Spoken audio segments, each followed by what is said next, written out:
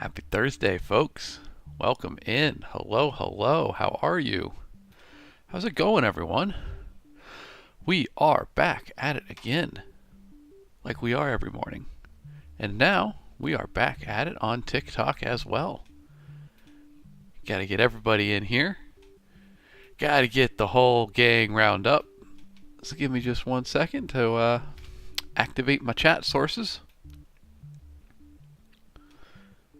Okay, that should be good. And YouTube, make sure this one's good. We'll do a test message. Rich, welcome in, buddy. Good to see you. Kooky, hello, hello. Welcome in. Good morning. How y'all doing?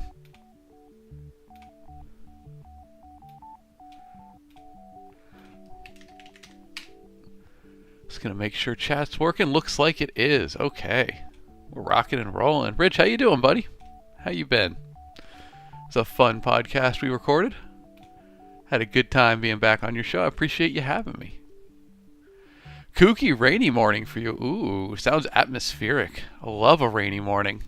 Love a rainy morning. Ian, welcome in, my friend. Good to see you. All right. I think all the tech is set on this end. Woo! Rafi, my dude. Hello, hello. Y'all, it's Thursday. Ain't that nuts? Tomorrow's Friday. We're at the end of the week, basically. We're like right there.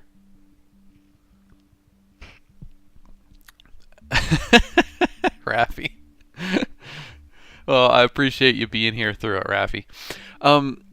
Hey, y'all, I did a lot of work on the stream audio last night, or yesterday, so let me know if our balance is good, if the music's too low, if I'm too loud, just like if anything sounds off, let me know, because it's very hard to test on my end what the output sound is like. But just feel free to shout that out in chat if at any point audio levels sound off, and I will, well, endeavor to fix it. Sounds pretty good, Rich? Alright, rock on. Rock on. That's what I want to hear. Oh boy, y'all, how we doing? How we feeling? Thursday morning. Back at it. Had a good 1,100 words yesterday, I think. We cut that down a bit in editing. But, y'all, the book is flying along. 7.9k words so far. And every bit of that written on stream, believe it or not. I haven't had the time yet to do my typical off-stream writing, so everything we've got there, we made together. Rafi, I know how you're doing. I do, my friend, I do. Hopefully, at some point we can get you beyond it, but we'll get there one day at a time, right? We'll find that good sleep, get a restful morning at some point. Rich, you're all packed up and ready to go to JordanCon. Wriggly Little Hands is packed and ready for Gary and Ryan to sign. Y'all, if you don't know, Rich is heading off to JordanCon, as stated, but he has one of the advanced review copies of Wriggly Little Hands, signed by me. But Rich has had the brilliant idea of taking it to JordanCon with him to get it signed by the audio narrators that are there, because 2 of the cast of the book will be at JordanCon. And personally, I'm a huge fan of this idea. Yes, the special signed in black version, 1 of 85. No, I love that idea. That's super cool. I'll definitely be bringing my copy to Lit RPG Con, because I know some of the narrators will be there as well. And we can attempt to complete the quest to to create a copy signed by myself as well as all of the audio narrators. And maybe one day the cover artist, but he's overseas, so that's the super hard mode challenge. Rafi, yeah, we did. I sent the signed arcs out to like reviewers, influencers, people with social clout, which is not to say that you don't have that, but more of a it's a sizable investment per book for each of those. So I sent them to book reviewers and YouTubers and whatnot. A promotional campaign, if you will. But there might be some copies left over, so we'll see we'll see what we do with those. Um, and I'll definitely have them. Well, I'll have them at the Beyond the Covers book fair event, which nope, that's not it. Beyond the Covers, not book covers. This one, I'll have some there as well. So if anybody's coming to that, it'd be a good place to pick one up. But yes, otherwise, yeah. Sorry, Rafi. Hey, we'll figure it out. We figure it out as we go. This is my first real time trying to do advanced review copies like that. So we're kind of figuring it out as we go. Maybe in future they are available to the stream audience. I'm not sure. Y'all are my most dedicated fans, so maybe they should be. Feels appropriate to me.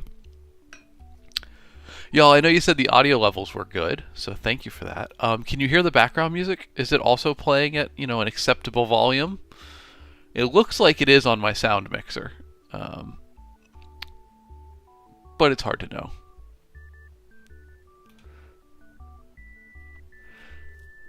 Lance, my friend, welcome in. Good to see you. How are you? Kooky, the music's good? Awesome. Thank you very much. Well, that's good to hear. That's good to hear. Lance, what have you been up to? What are you doing, man? How's it going? Whew, y'all, so this is a writing stream, but I think I mentioned in the past, I'm still working on changing it up a little bit. I wanna get some more fun little segments we can do in here. So if you have ideas, for how we can do a little more bookish stuff on stream, please do let me know. We're in the exploratory phase of figuring out what exactly we should do here, because I love the writing, and I think it's really good. It's not going anywhere. That's the core of our stream.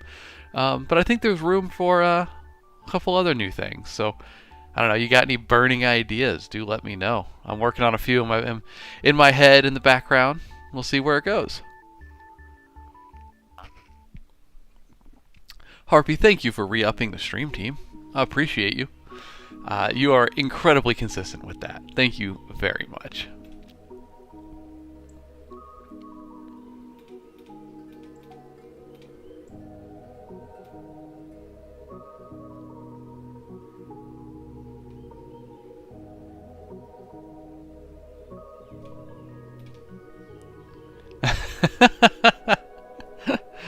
Googie, you blitzed out the likes for me. I appreciate that. Is your forearm sore now just from the da da da da da da da da da? I thank you very much. That's very kind of you, Kookie. Lance, you said busy with work, really getting in the way of my morning writing. Hey man, work's important. I feel you. You gotta put food on the table, money in the bank account. That's how it goes. So there's no shame there.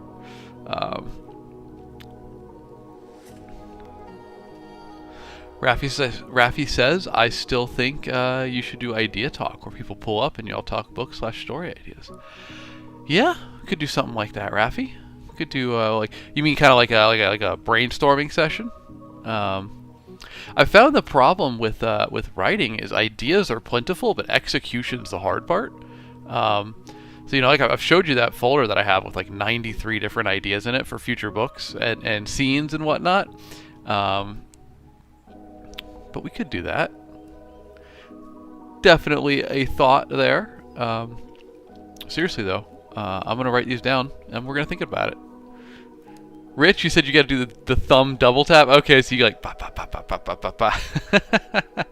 I can see that.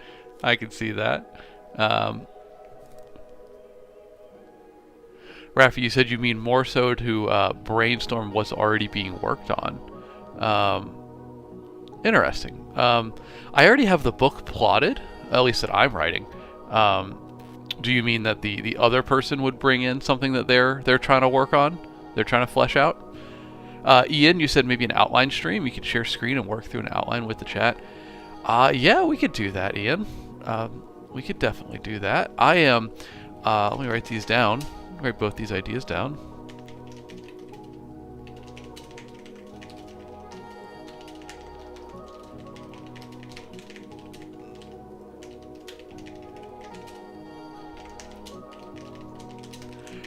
I'm really bad at outlining. That's probably one of my weakest areas as an author. So I would definitely be struggling to do that on stream, but it's an excuse to get better at it, right? Like I wasn't good at writing on stream initially when I started, um, but we're getting there, right? We get better and better at it all the time, so it could be an excuse to do that. Definitely be struggling to do that on stream, but it's an excuse to get better at it, right?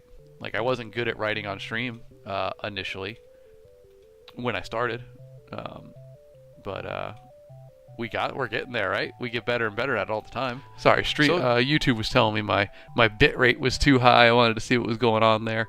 I don't think I can change that on the fly. Yeah, no, I can't. Not without ending the stream. Oh wait, hold on. I guess I can. Interesting. I wonder why it tells me the bit rate's too high. It seemed fine to me. We're gonna let it roll, and we'll just watch the VOD afterwards, see what's up. Rafi said you could help people flesh out story ideas since that's a problem for most in chat, and that might give you some ideas in the process. Oh, okay, I understand, Rafi. I understand. So like brainstorm help. It's like calling into like Dr. Laura, but for brainstorming. Oh, Ian, yes, I now realize the audio would have repeated for you because I unmuted the playback for myself as well, which I should have realized would duplicate the audio for you, because if I can hear it here, you can hear it on stream, so that makes sense. Thank you for that, Ian. I should have realized that would happen.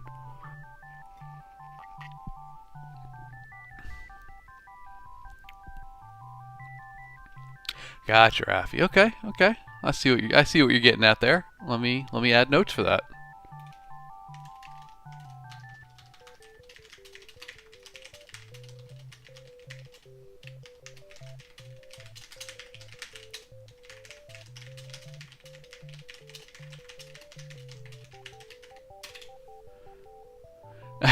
Yeah, sorry, Kooky. Look, I'm just trying to give y'all new and exciting experiences to kick the day off, right? We're exploring things. No, it's annoying that YouTube's like telling me that something's wrong, but when I go to watch the playback, it seems fine. So we're just gonna ignore that message, and we're gonna stream the whole stream, and I'll go watch it afterwards. We'll see how it goes. And worst case scenario, we have a VOD that's not great, but we'll figure it out. Sleepy, good morning, my friend. Hello. How are you doing? Happy Thursday to you. Sleepy, it is a sleepy morning here. We're just getting a nice, smooth start off here. I don't think TikTok's notifying folks when I go live. I don't really know what's going on with that. But that's all right. That's all right. We're still here. We're still doing the same old thing. Probably should get some words going here in a minute, but I don't know. Yesterday we chatted with folks for a little while at the start, and I kind of liked it. It was fun. Oh, Kooky, I appreciate that. You go for the live share as soon as I mention TikTok's doing weird stuff. That's very kind of you. Hey, I saw who was it? AJ there? Someone just popped in that I saw for a minute. Anyway, welcome in, folks. This is a writing stream. We should probably get to some writing. Or some other ideas. I don't know. Anything else we got going on? Like I said just a minute ago, y'all, I am kind of shopping around for other format ideas for the stream. Yeah, Rafi, I'm not sure what's going on with that. I've looked into it like 2 or 3 times now, and other folks report similar issues and have in the past. They've reported this sort of problem, but there's never been like a concrete fix or even a concrete way to demonstrate that it is happening. So it kind of seems like a lot of folks say it happens. TikTok has no official stance on it, and no one knows how to. Some people have ideas how to fix it, but like nothing for certain. So I don't really know. It's all ethereal and like confusing. I'd certainly like TikTok to put notifications out to the folks that have asked to get them, because you know kind of how that works. Anyway. Let's get some words going here, folks. This is a writing stream. We're going to put that timer up. Ignore the word goal. It wasn't on. You didn't see anything. Y'all, if you're going to be working along with me, let me know what books we got going on here. Ian, you like the Discord ping? Hey, I'm glad. I'm happy to do it. that is a notification I can control when I go live. So I like that. Nice to know that one does get delivered. All right, y'all. Well, if you're working on something for this sprint, please do let me know in chat. Otherwise, hey, good luck. Timers are ticking. I'm going to put some words on page.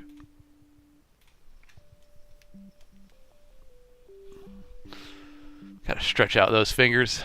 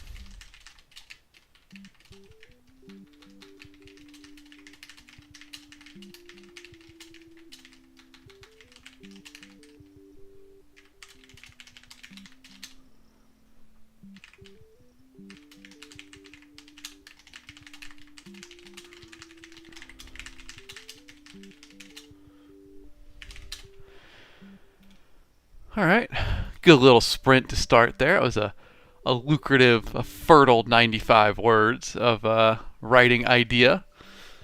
And then I hit the end of it, and I felt it. It fell right off the cliff.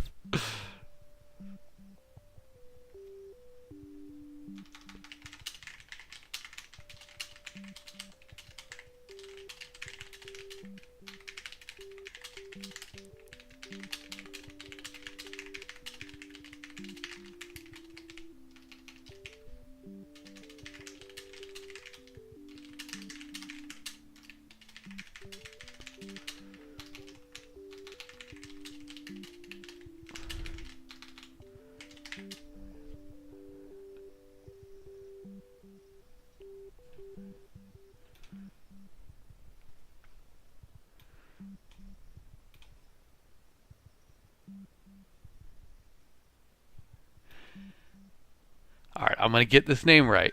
It's Anaya, right? Good morning, Anaya, and welcome in. Let me know if I did it right. I was working on that one. I want to make sure that we get the names right. So I believe it's Anayat. Rhymes with riot, you said. Let me know. But good morning to you. Welcome back in. Glad to see you. We're just in the middle of a writing sprint right now. But how's your day going? Haha, I got it. Woo! Thank you for the phonetic pronunciation. That certainly helped. It's a very interesting name. I've never heard one like it, but I'm a fan. It's super cool. I'm going to keep that in mind for future books. I got a little name cache I keep off to the side. Might be a contender to slip on in there.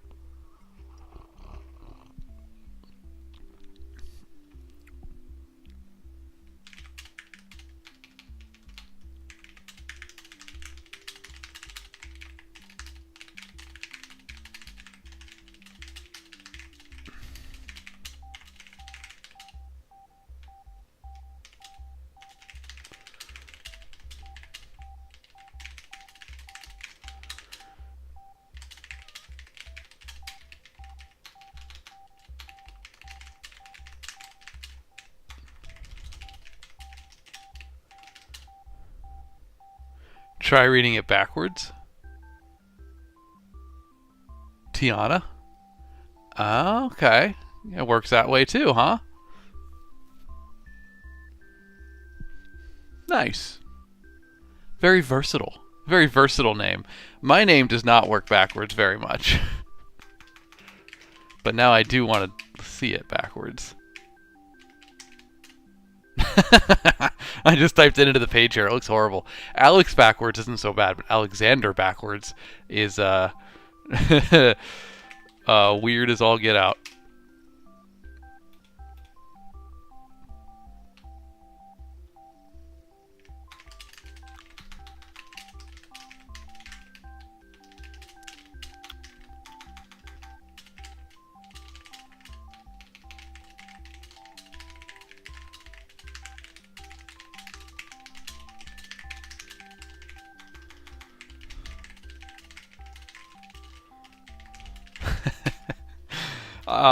Good morning. Other name wasn't available. How you doing today?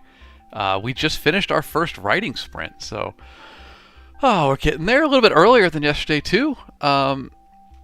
Isabel Knight, hey, welcome back to you as well. Good evening from the other side of the world. Isabel, what, if you don't mind saying, what part of the world are you in? It's got to be like the UK or something, right? For it to be evening time there. I mean, it could be further. Could be Europe. Could be Asia. Could be, what am I trying to say here? The Australia Indonesia region is called. I'm blanking on it. Could be there. But hey, welcome in. Glad to see you. Could be a cool district name, Red Naxal A. It sounds better when you break it up like that.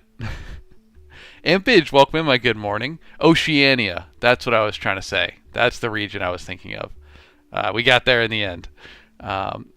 Red Naxala is Alex's non-existent twin. Evil or not, we may never know. Yes, Kooky, that's the twin I did have in my bio, aspiring twin. So we found him. We found him, folks. Other name, thank you. Yes, that was what I was looking for. Leisha, welcome in. Y'all, hello, hello. How you doing? How's it going? We just did our first word sprint for 198 words. Not bad. Not bad. Good little kickoff there. Y'all, how we all doing on this Thursday? Anybody be sprinting along with me today? Isabel, you got some words you want to be working on? Impage says, who's to say that Alex we know isn't the evil one? Hey, I could just be a good actor. No, I can't even finish that sentence, y'all. I'm a terrible actor. I am not good at acting in the slightest. Right now you're in Asia, Isabel. Wow, nice. Far flung. That sounds fun. And your writing got into Act 2. That also sounds fun. Congratulations. Let's go. Keep it rolling.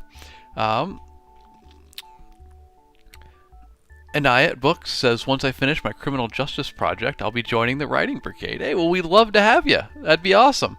Good luck with the criminal justice project. That sounds intense, important. I hope it goes well. What do you want to write with us, Anayat? Let me know. Try to keep track of what everybody's working on. I know Rafi's got their dream memoir going on. Kooky, you said maybe Red Naxala is just an even nicer version, Alex. I mean, I can't help it, but every time I read that, which, by the way, y'all, if you weren't here when it got dropped, Red Naxala is Alexander backwards, and it's terrible. Kooky, every time I read it, I just think redneck. It just feels like a Douglas Adams made a race of aliens. They're a spoof of rednecks and just called them Red Naxala. Like that's the vibes that I get every time I read it. And it's not a flattering description, not a flattering image it's painting in my mind. Sleepy, I have not read Annihilation. I've read synopses of it, and sections and whatnot, because I am very fascinated by it. It looks awesome. I've not sat down and read the whole book, though. Very creepy. Big fan of it. I know the movie was well received as well, which is super cool. Isabel said, I want to keep working on Island Keepers, but I feel like the inciting incident is kind of rushed. A strange woman showed up, and my MC literally just went off with her. Feels a little too out of the blue. Okay, yeah, well, hey, if it's not feeling right, you can always take a shot at doing it a bit differently, kind of rewrite it, see if the scene goes a different direction on a rewrite, or keep moving with the story, and then once you're deeper in, come back in to, once you're further in, you have more knowledge of how the story's going to go. You can come back to the beginning and tweak it to match where the story's going, because the first draft is telling yourself the story, so there's nothing wrong with coming back and tweaking it once you've told yourself the story. Anaya Book says, I got accepted into an anthology and I'm editing context based on the editor feedback. Oh, that's awesome. Hey, congratulations, Anaya. That's sick. Can you tell us what anthology? But first of all, well done. Congratulations. It's always fun to take part in those anthologies. I was in a couple of them back in the day, and it's very exciting to work on your piece in your little vacuum and then send it in and then see the finished product and see how everybody else what their take was, what story they submitted for it. It's a fun experience. I hope you enjoy it. Sleepy. Red Naxla and his loyal lictors.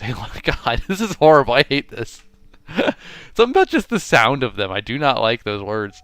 And your submission is called Scion of the Sun. Well, it's certainly got a nice alliteration to it. Intriguing title. Sounds very sci-fi. Sci-fi Scion of the Sun. Ian said you can figure out reasons why things are happening after they happen. Exactly, Ian. It's the joy of telling the story. Writing the story first and then going back and editing it. You can tweak the timeline because no one's seen it yet. It's not official. Ian says, let the characters guide scenes when roughing out drafts. Yeah, absolutely. It's a very valid way to do things. It's a very strange area, the concept of letting a character guide you. But if you're thinking in your head, what the character would do, what they would say, etc., you are in a sense just creating like a raw creative guide to follow. And it's easy. You can kind of just turn your brain off and just see where it goes. And it might surprise you. Most of the time it's good, in my opinion. Sometimes it's wrong, but that's what editing's for, right? It's a fun skill. I don't even really know how to put it into words, but just it feels like once you've created a character and you know their motivations and what they want, et cetera, you can kind of let them guide you. And I don't know. I mean, obviously it's still your own brain guiding the writing, but I don't know. I find it really fascinating. I'd love to see some research on it. I feel like some interesting insights could come out of that whole process. Kooky said, I'm working on reading a book called The Hollow Heart by Marie Rutkowski. It's book 2 of The Midnight Lie. Interesting, Kooky. I've not heard of that. I'm going to Google it.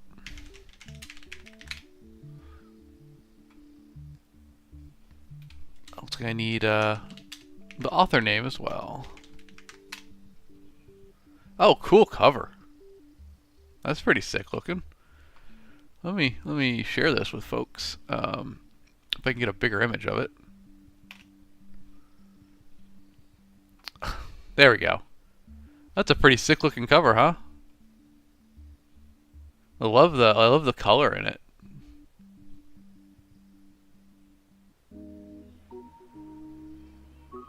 Intrigue, romance, and magic abound in The Hollow Heart. The heart-stopping conclusion to Mary Rutkowski's Forgotten Gods duology. Duology, interesting. You don't see too many of those. That's pretty cool. I respect it. Everybody goes to trilogies, or in lit RPG they go to longer series, but I respect. Look, 2 books and done. If you know that's what your story needs, rock on. At the end of the I was gonna. Okay, I won't read on because that is big spoilers in the blurb. So never mind. Y'all didn't see anything. That looks cool though, Kooky. I'm glad you're enjoying it. The cover art is very different than what I'm used to seeing in books, but in a very good way. Isabel, you said you're probably just going to move on because it's the second draft. You don't want to dwell too much on each of the scenes. Hey, there's wisdom in that. Keep it moving. Fix it in editing. Anaya Book said the anthology prompt is to create a world where the sun has died and how people survive afterwards. Oh, that's fun. I mean, objectively terrifying, but a fun prompt. I like it. What's your thought? How you gonna approach that? Probably a big question to answer in chat, but hey, we'll take whatever you give us. Leisha said sometimes the characters surprise you. Absolutely, they do. And I don't really understand how that happens. I don't know. I've thought a lot about it, and I just don't really know how that happens, but it does. And it's like they're their own thing. Yeah, there you go, Ian. You said it's almost like channeling the character. It is. It fully is. It's almost like I was talking to Discord with a reader who enjoyed one of my characters, and they said the reader said something, and I was like, yes, X character would probably have something wise and poetic to say about that. And the reader was like, yeah, if only we had the person here who wrote that character and had deep insights about them. And I was like, okay, objectively, yes, I did write that character. So I am their voice and their thoughts and whatnot. But there is a switch that's flipped to get into the head of the more interesting characters and put them on the page, I very much like have to kind of focus and get into that zone, especially for characters like Senecio or Matma, the ones that are more challenging. It definitely takes a little bit of like, okay, we're gonna step away from Alex's thoughts and get into their mind.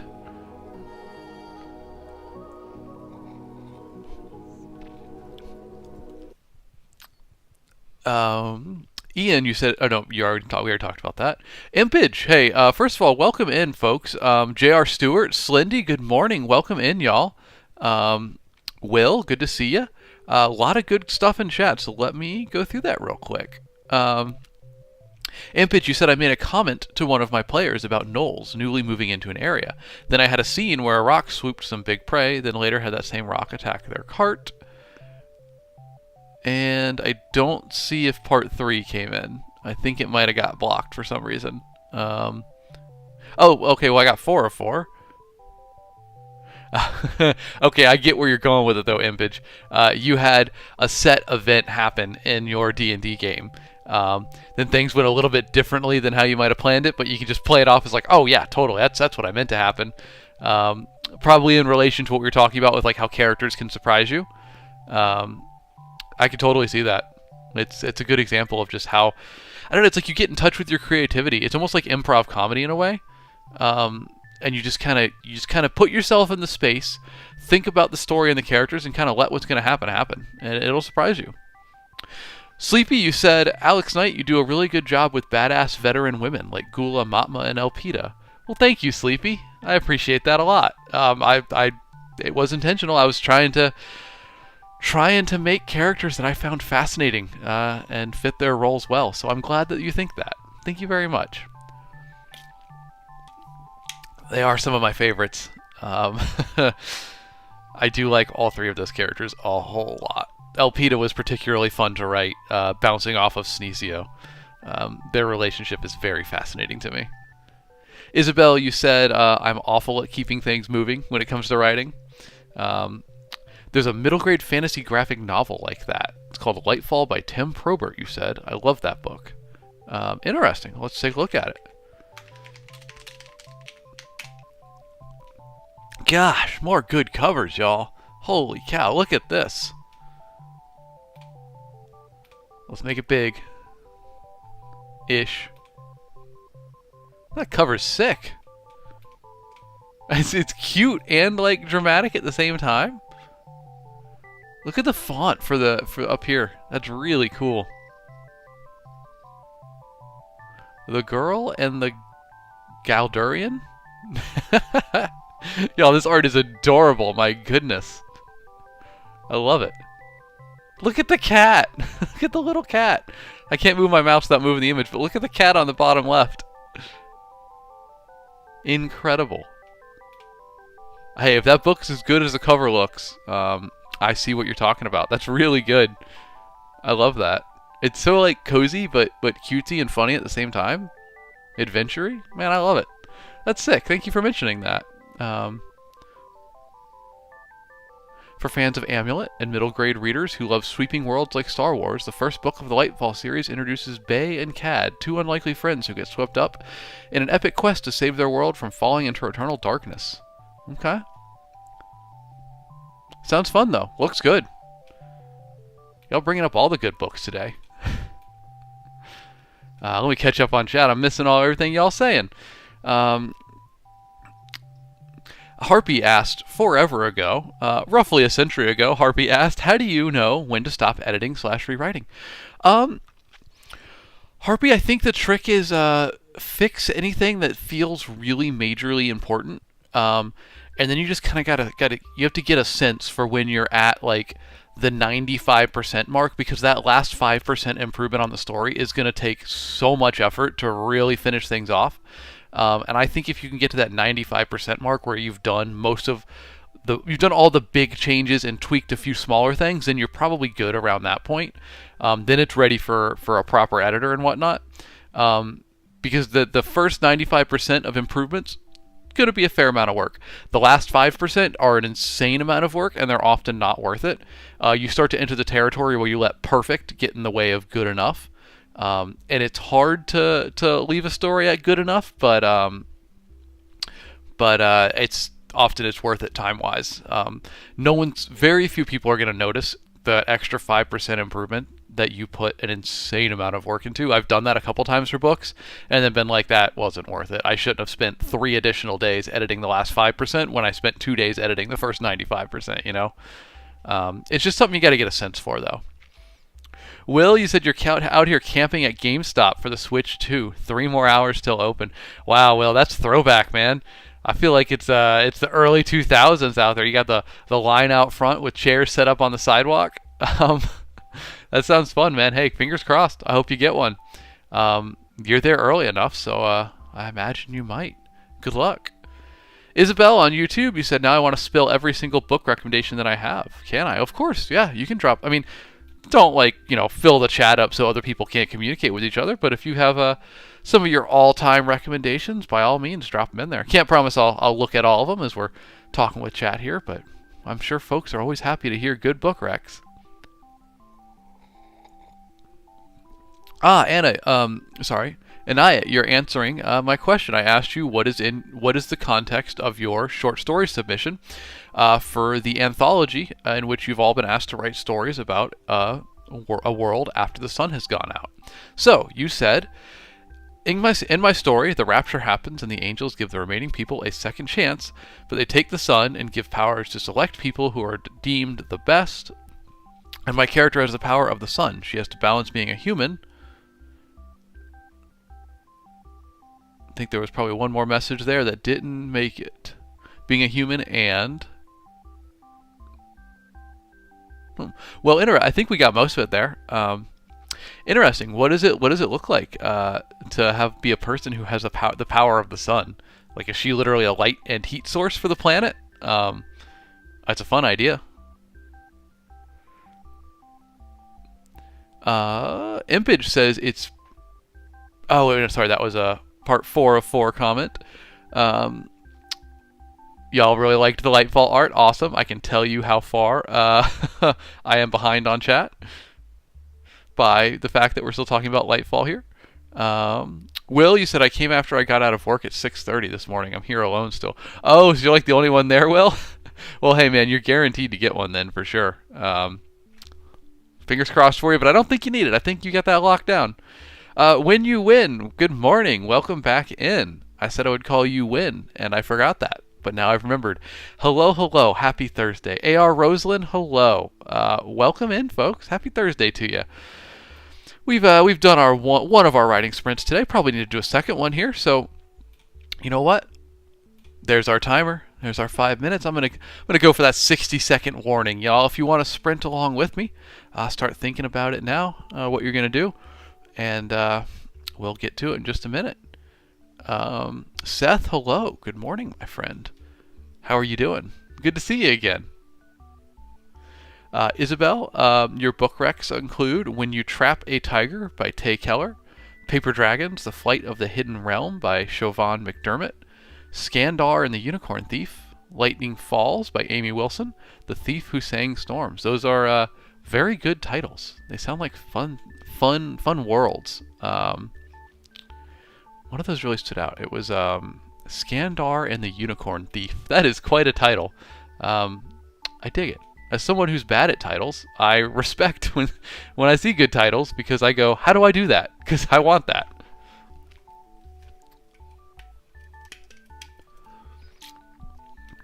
When you're ready to join on the writing sprint, awesome. Well, I think I'm ready to do it. So folks, if you're going to sprint along with me, good luck. Let's put some words on page, huh?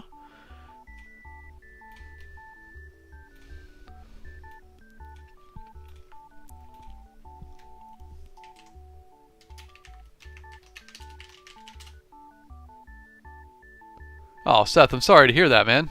That's rough. Hopefully they didn't break a window or anything to get in. I'm glad they didn't take anything of value, though. And that's, I guess, a silver lining there. But sorry, that's invasive. Not a fun experience.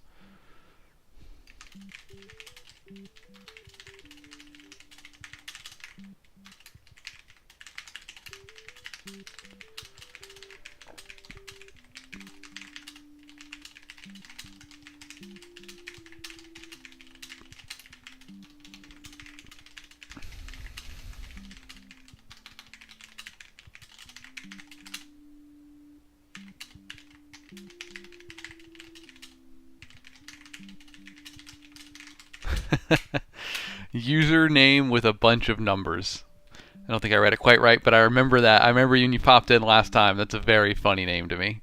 I love it. Welcome back in, buddy.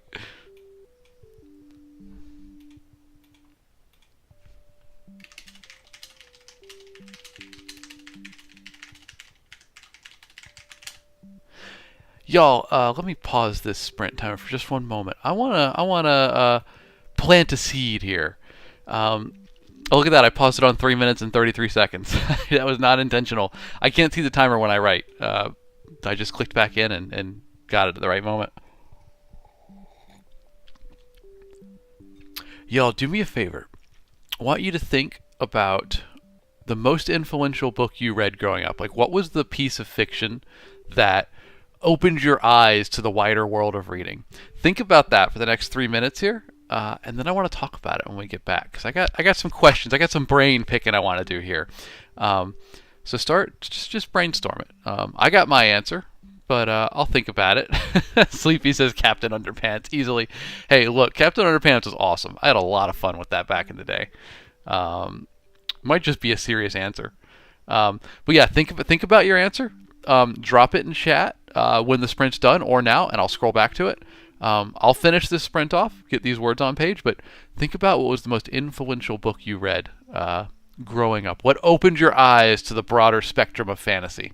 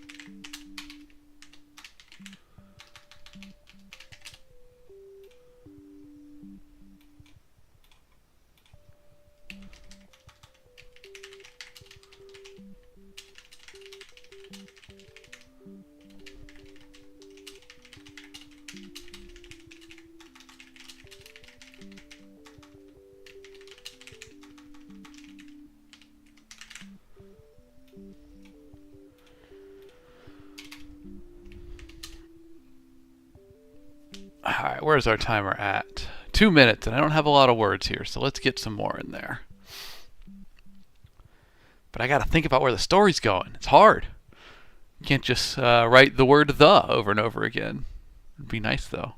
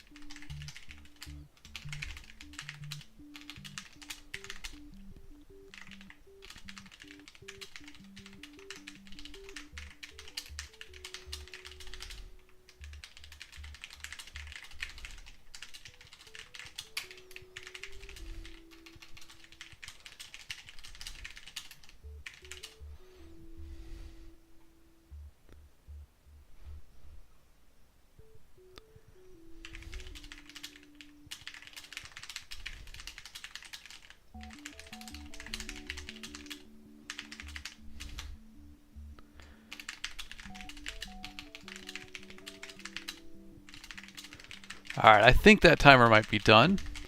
My spidey senses are tingling. Nope, 30 seconds. My spidey senses are tingling early. Hey, Graham, good question. I will answer that here in about 20 seconds as soon as that timer's done. But thank you for asking. Thanks for being here too, buddy.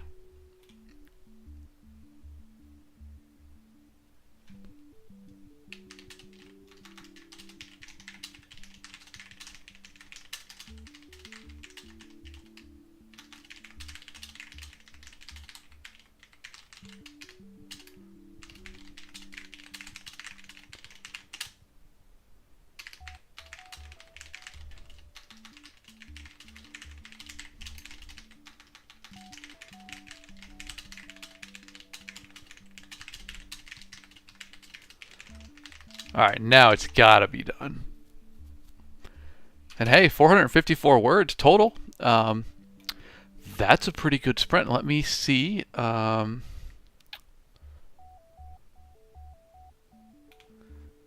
think we added 256. That's too much. It's got to be like, I think I started right there. So 205 words. All right, that's a solid sprint. It's a solid sprint. I'll take that. Folks, if you were writing along with me, please let me know how it went. How many words did you get on page? Did you move the story forward? Did you edit some? Whatever it was, please do let me know. All right, I will answer Graham's question real quick, and then we'll double back to the little assignment I gave y'all because I want to talk about that. I saw some good answers coming in.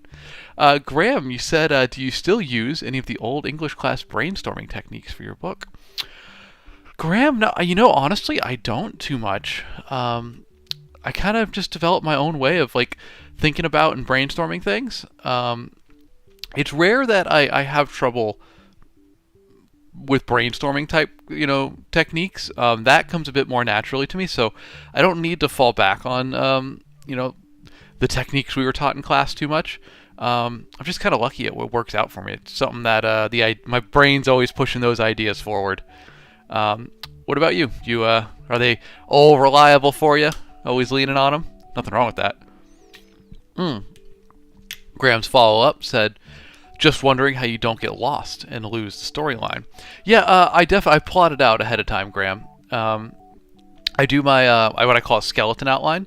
I do basically a bullet point per chapter, and every chapter should be one step closer to the next big event in the book, be that the midpoint or the end point. And I basically just have a bullet point per chapter walking through the entire outline of the book.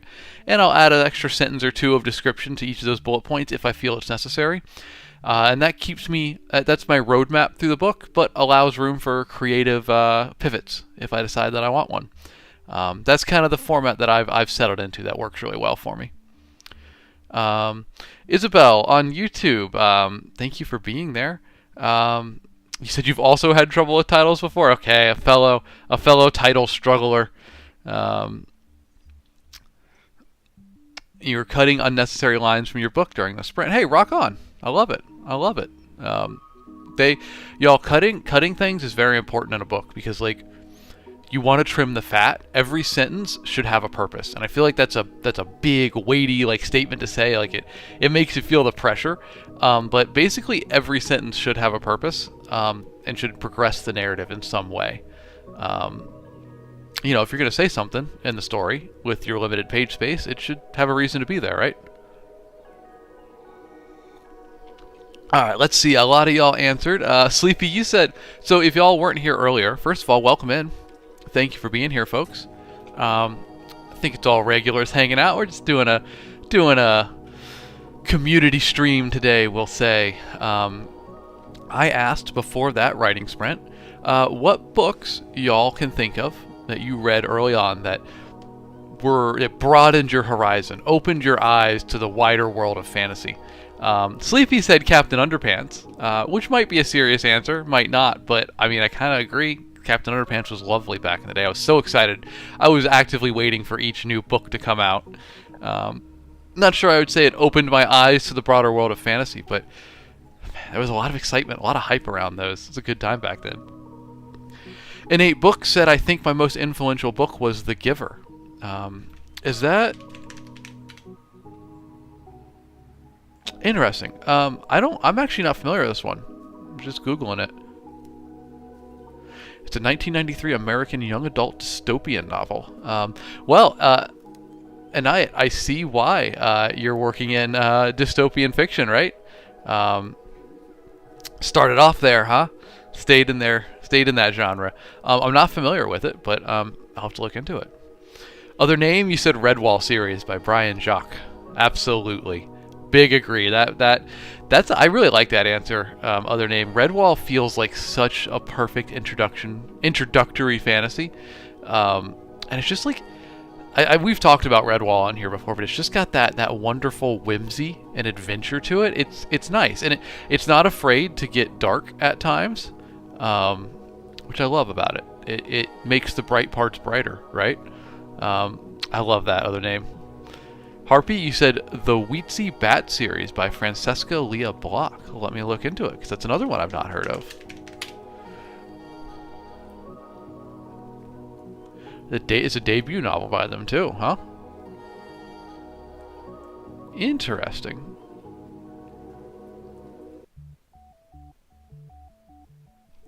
I've not heard of it, Harpy. Very interesting, though.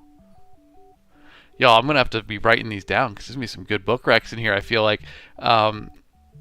Impage, you said probably Romeo and Juliet. Less book, more written play. But it made me realize I actually did like to read. Well, that's awesome, Impage. I'm really glad to hear that. I mean, obviously an absolute classic. I'm sure we all have various strong opinions on it based on all having been forced to read and or study and or perform in front of the class with it back in high school. But you can't deny it's a good story, right? It's a strong story. It stood the test of time. Did you ever watch all the crazy like reinterpretations of it? There's so many different film versions of it that just take it in different directions. I think it was the story didn't make sense to me too much until I saw those different interpretations and realized that like moved beyond the old English, I suppose you would say. That's kind of when it started clicking for me. When you said a short story called After the Death of Anna Gonzalez by Terry Fields. Ooh, that sounds heavy. That sounds very heavy.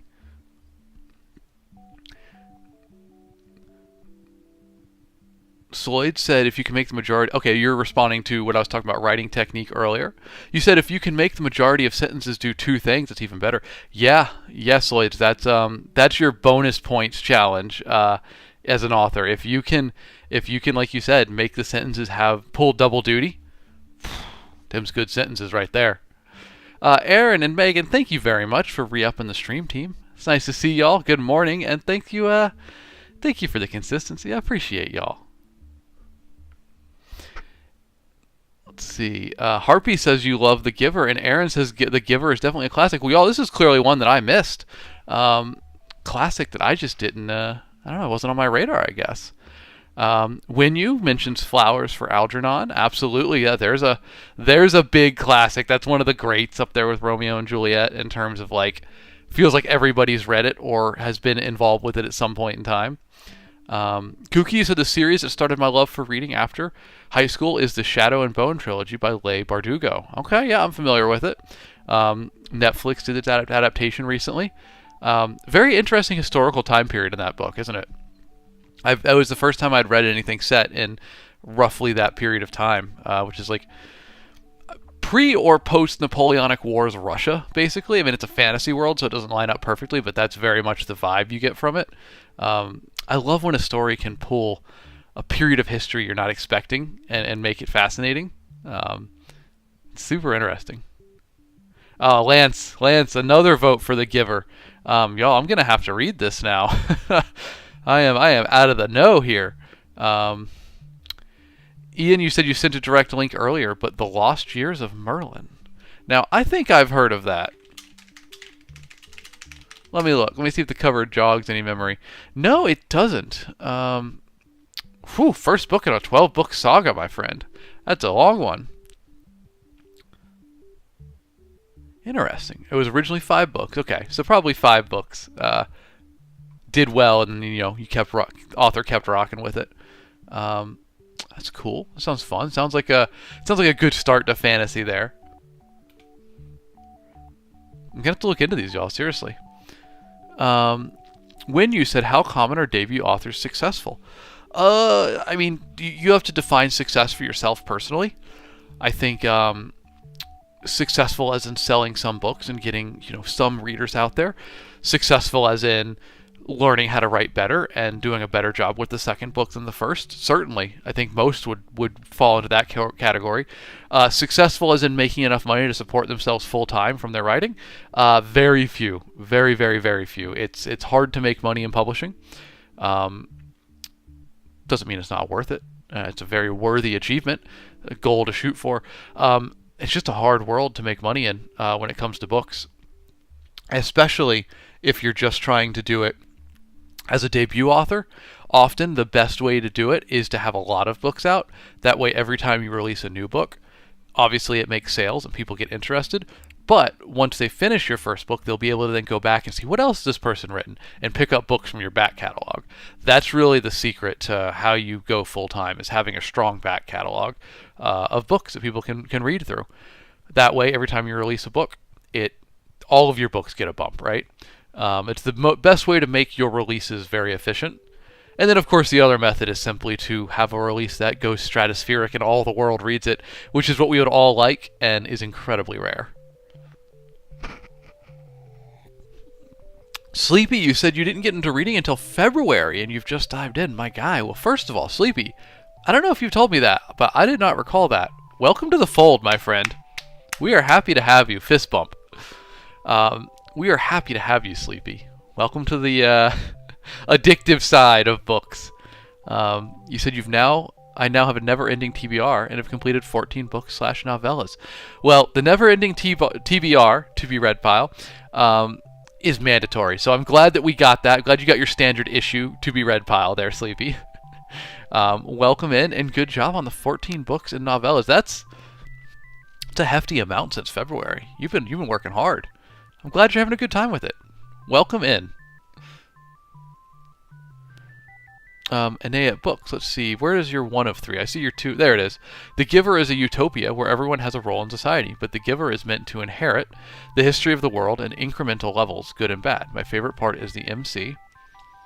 Understanding the beauty of colors because their world is black and white. That's very interesting. I have a lot of questions about that. Interesting. Their world is black and white, huh? I'll talk. Erin says she's read this. So that's my wife, if y'all don't know.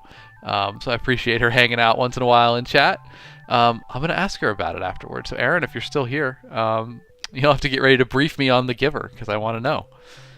Megan, you said good morning about an hour ago, and I just now got to it, but good morning. It's good to see you. Thank you for being here. A.R. Roseland, you said, I asked my parents to get me Romeo and Juliet in 4th grade from the book fair. Did they know that you were going to be an author at that point in time, AR? I feel like that had to be a sign, right?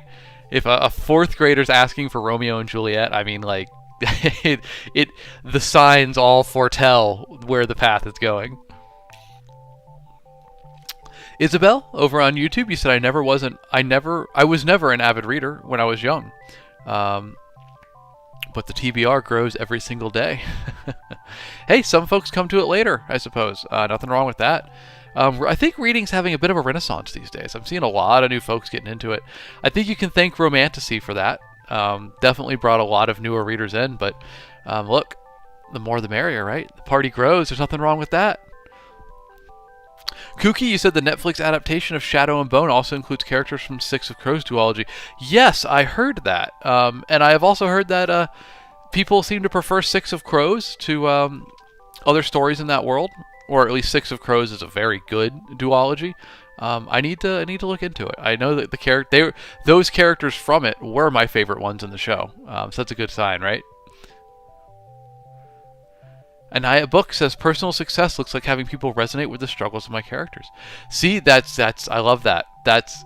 They've defined what the success is for them. That's a very important objective when it comes to publishing.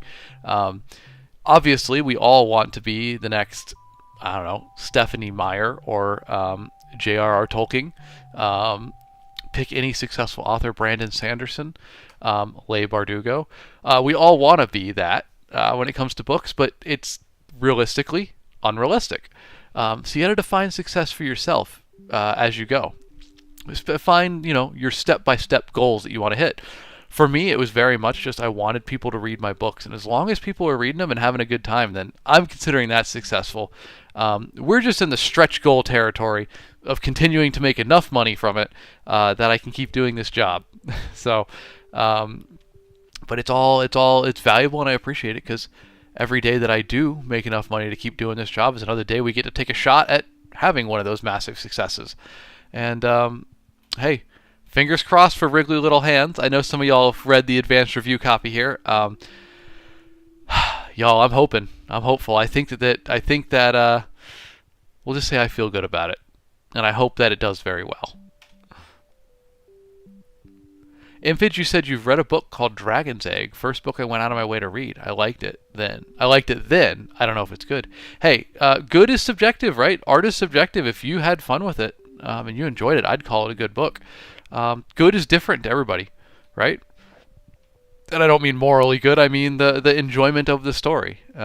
Something I've been working on is when I read a book or watch a show that I don't like, I don't want to say that it wasn't good. I'll say that it wasn't to my taste. Aesthetically, I did not enjoy it. But that just means it wasn't directed right at me, right? Doesn't mean it's bad. That's how art works. Kooky, you said you can read Six of Crows technically on its own, but I feel like you're missing some world building. But the characters are definitely better than the OGs of the world. Oh, I didn't know that Six of Crows came after. I thought Six of Crows came first, Kooky. That does change my perception of it a little bit. Other name, I've successfully got you hyped for Wriggly Little Hands. Well, I'm glad to hear it. That is my goal. I admit I am biased. I am trying to get you hyped for that book. If only just to share how hype I am for it. Seth, you asked how can I read the advanced copy. So Seth, a little while ago, I did a call for advanced review readers. There's a link on my website. You can sign up at authoralexknight.com. Let's put it in here.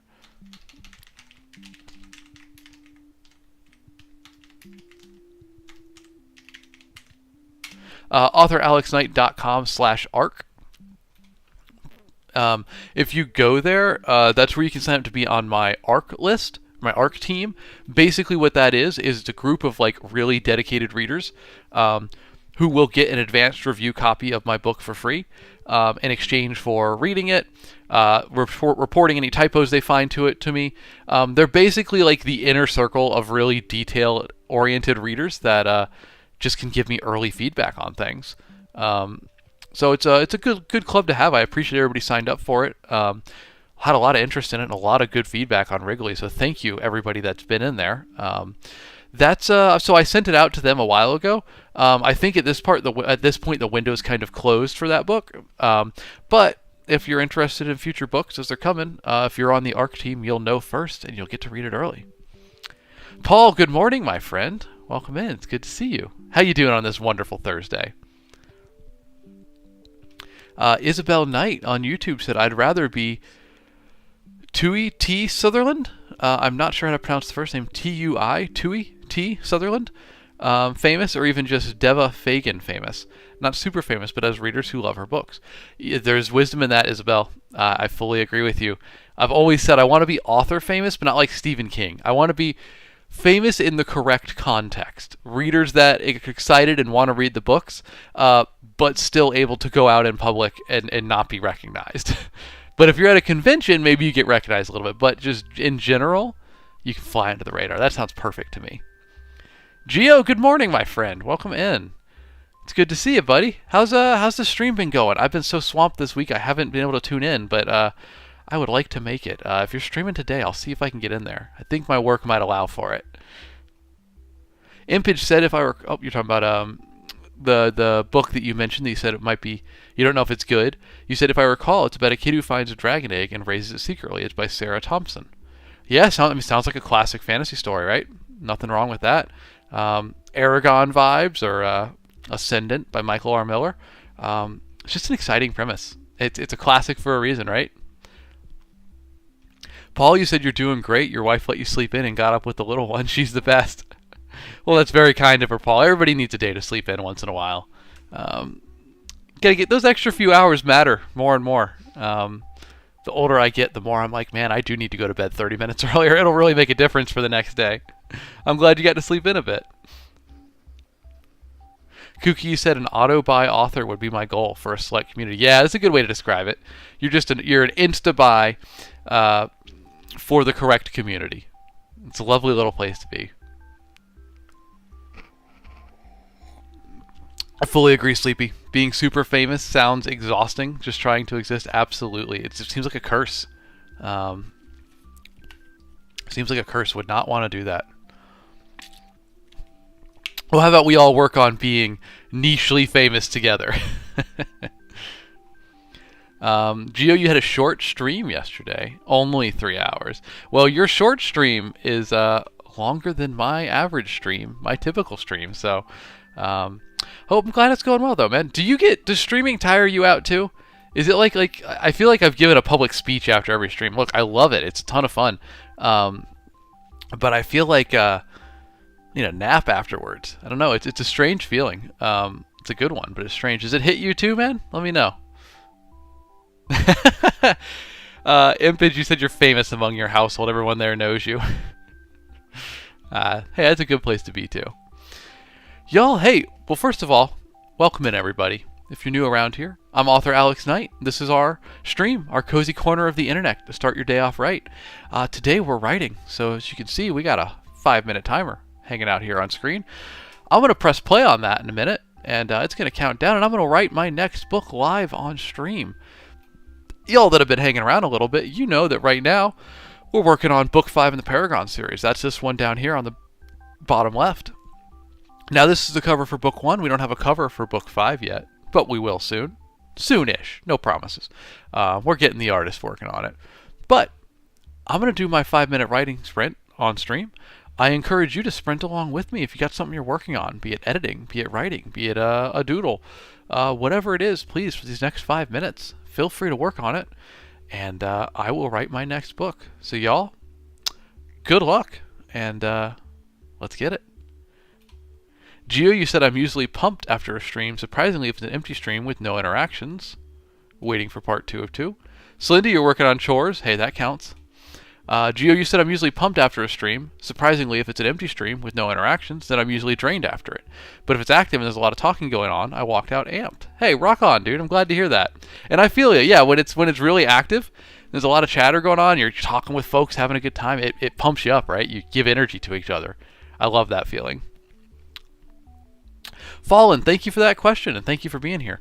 I will answer it after the writing sprint. Let me tuck into a little bit of writing here for the next 4-ish minutes, and we'll talk about it. Happy Thursday to you. Appreciate you being here.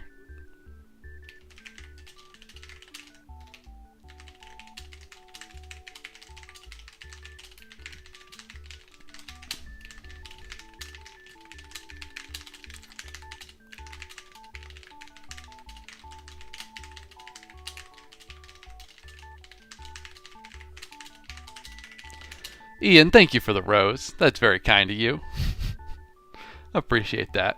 I need to just have like a vase behind me and just day after people give roses, just stick them in there, huh?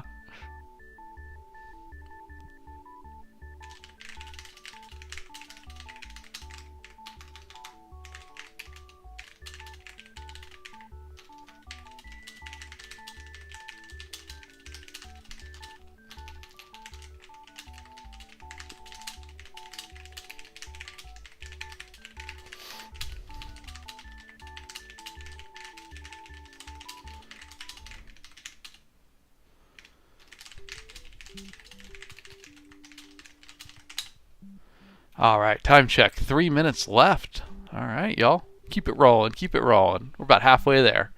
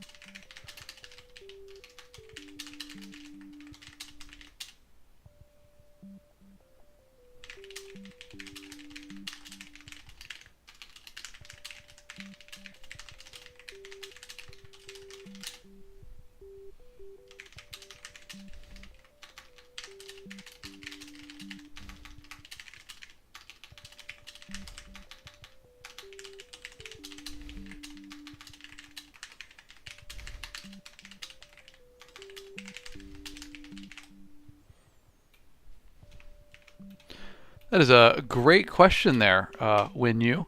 I'm excited to talk about it. Thank you for putting it in chat. And Oh, a minute 30 left on this writing sprint, and then we can talk about it.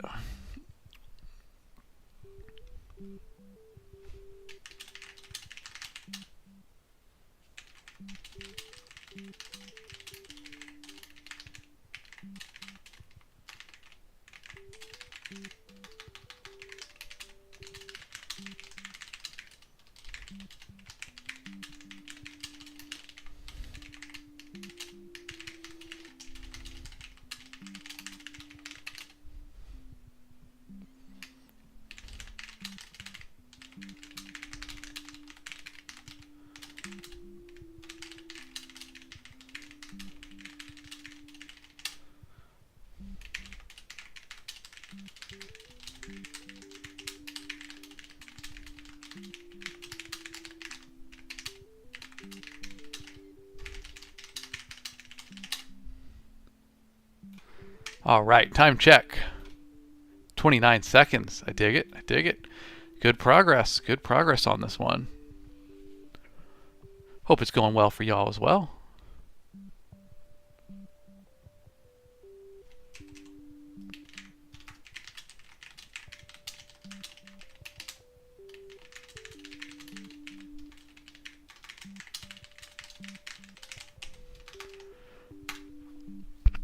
All right, that's got to be time. Oh, look at that. I clicked back in right as I watched the 1 turn to 0.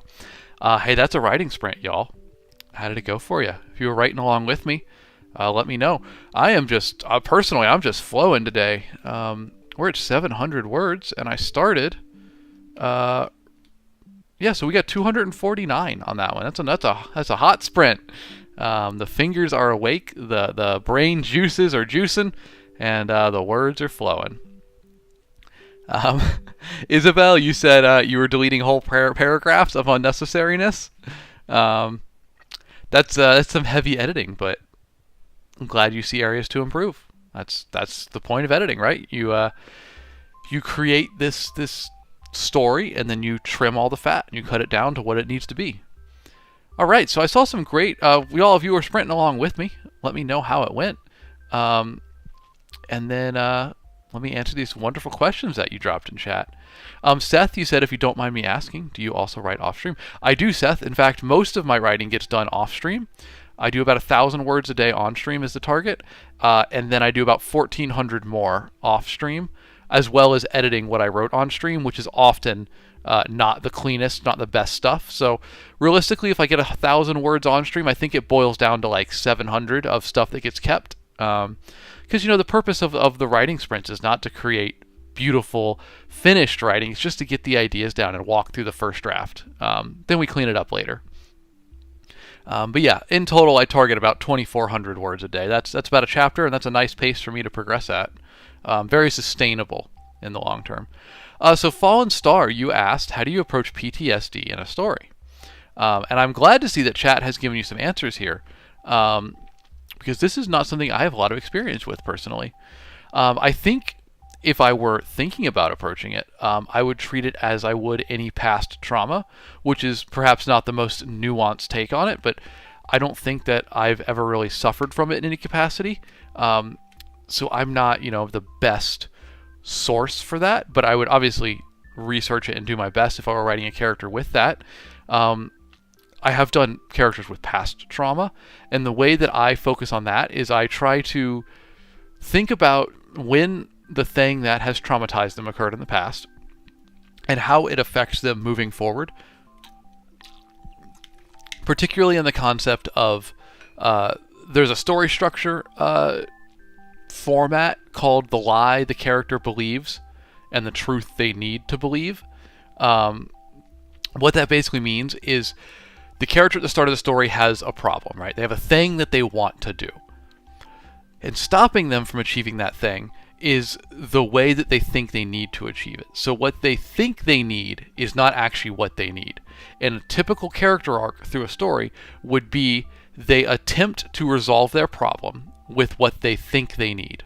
But that's not correct. So they will fail at that, or they will achieve it, but it won't fix their problem.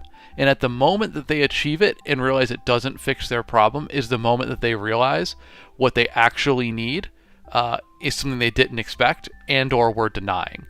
This is a very common positive change arc for a character.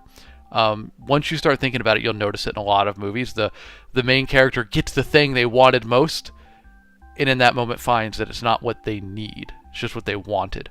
So what I would do is I would use the trauma as a block, or as a block to stop the character from getting what they need, or the trauma, I would use it to make them think it's the reason they think they want the thing they want, and it's so powerful that it blocks them from understanding what they actually need, if that makes sense. It should be a roadblock, a weight that ties them down, and only by growing as a character and moving past it will they be free of it. That's how I would handle it personally.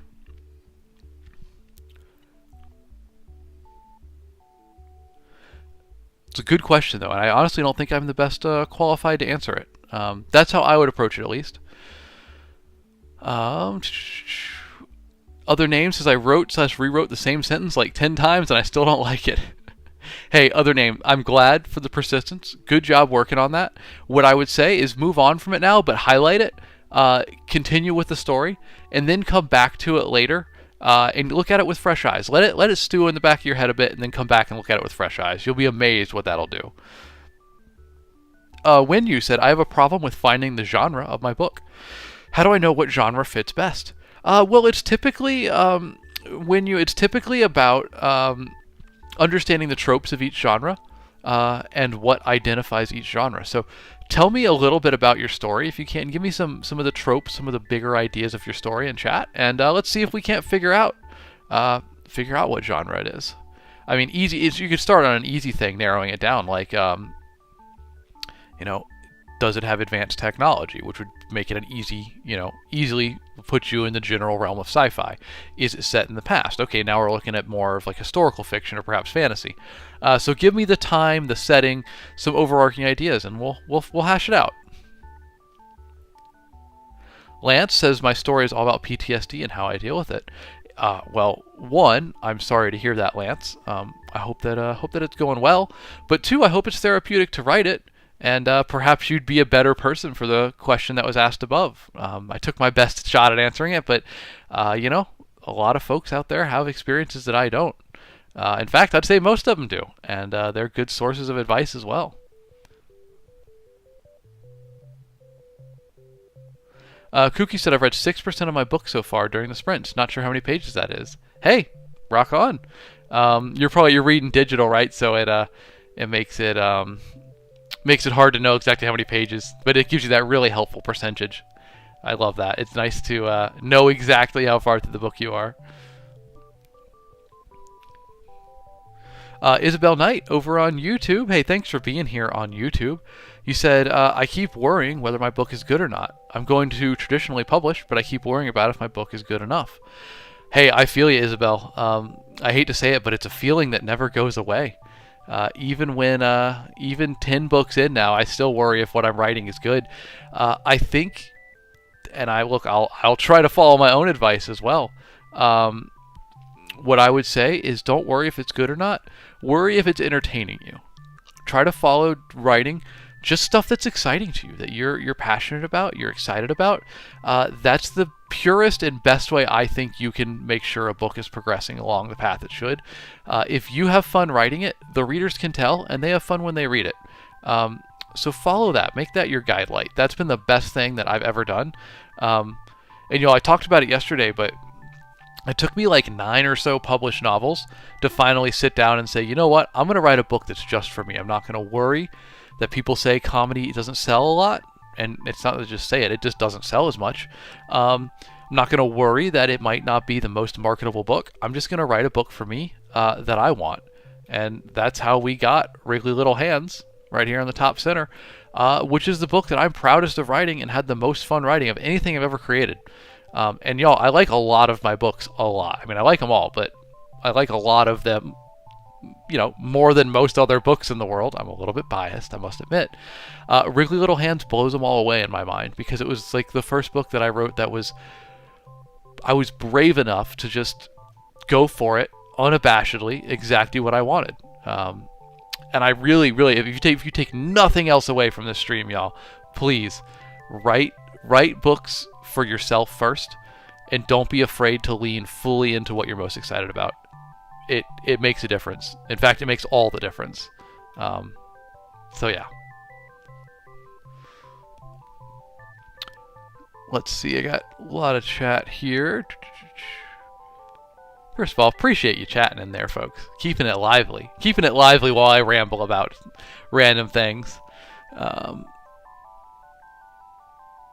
If I missed your question during this, please do re-ask it, because there's a lot of chat I'm scrolling through, and I'm trying to find it all, but hopefully I don't miss anything. Lance said you did perfect, Alex, but anyone can reach out to me. I'm a disabled veteran with PTSD and anxiety. For not fun reasons, Lance, you are a perfect person to talk to about it. But it sounds like you're doing a good job with it, man. So I hope that the battle's not too hard with that. And hey, just know we're here to support you any way we can, for sure. Raffi said, Isabel, a great name, once told me, every perfect song you've heard wasn't perfect to who made it. Raffi. That's it. That's exactly it. You said it in much less words, and it's absolutely right. Every perfect song you've heard wasn't perfect to the person who made it. Absolutely. It's the curse of being an artist, a creator.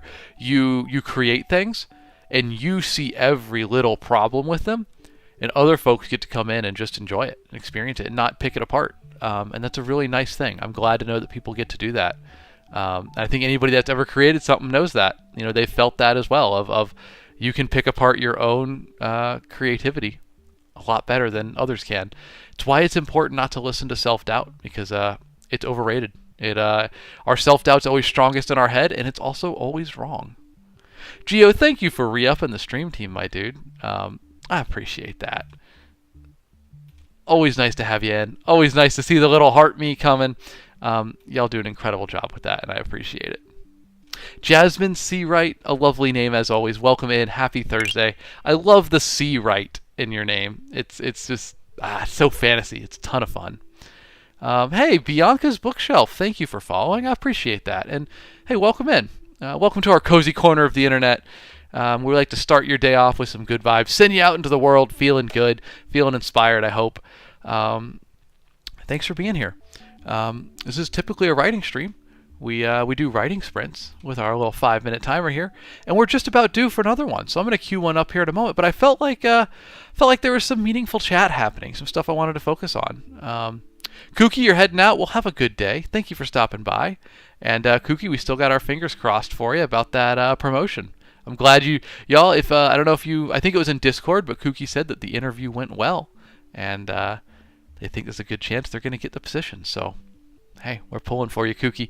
Have a good day, and I hope that you get that. Thank you for being here. Impage says perfection is subjective. Yes, it is. It's another way to put it. Perfection is subjective. So is art. RP said you got to keep your streak going. Was that for the stream team? I appreciate that. Seth asked, do publishers decide price? If you were talking about price of your book on publishing sites like Amazon or Barnes & Noble, yes. If you go with like a publisher that is just selling it through, let's say, Amazon, I believe the publisher decides the price. When I work with my small press, the publisher decides the price for the books. But especially in indie publishing and small press publishing, there's great value in being priced at the level of your competition. It almost becomes more of a signal to potential buyers that you know what you're doing and that your book is priced appropriately for its genre and its publishing level. So there's not as much wiggle room as you might want to have in that. You don't really get to just pick it. It's really kind of following what the industry's doing to signal, hi, I'm abreast of the industry. My book is, appropriate for what it should be. So you are kind of locked into that price. You could obviously set it differently if you want, but there's a lot of risk associated with it. When it comes to things like Barnes & Noble being in bookstores, that I'm a little less familiar with. I believe the publisher has like a manufacturer's suggested retail price. But I'm not too specific with that. I've only once or twice had my books in physical bookstores and only on like trial runs. So I'm still learning that area. And I'm happy to give you more answers on that once I know them. But for now, that is still a mystery to me. Hoping one day to solve that question. Um, Rafi said, Alex, send help. Le Poisson, Steve's been stuck in my head for 2 days. No help writing. I do not know what that is, Rafi. Let me look it up.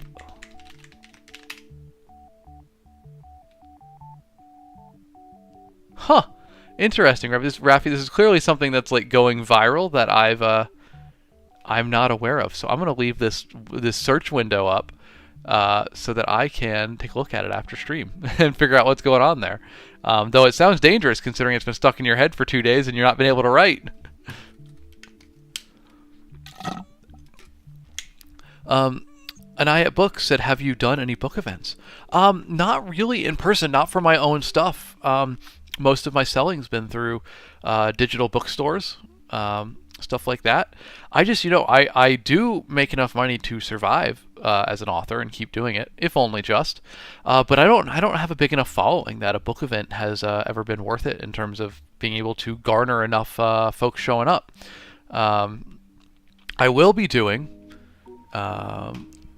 Nope. I keep confusing myself. I have a scene titled Covers and a scene titled Beyond the Covers, and I keep clicking the wrong one. I guess you could say this will be my first book event coming up.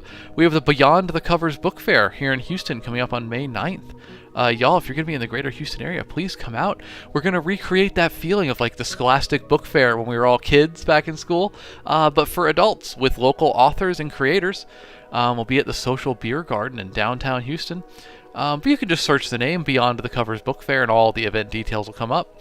But I will be there selling copies of my books in person, and proceeds benefit Be a Resource Houston, which helps at-risk and CPS-affected teens, or children, not just teens.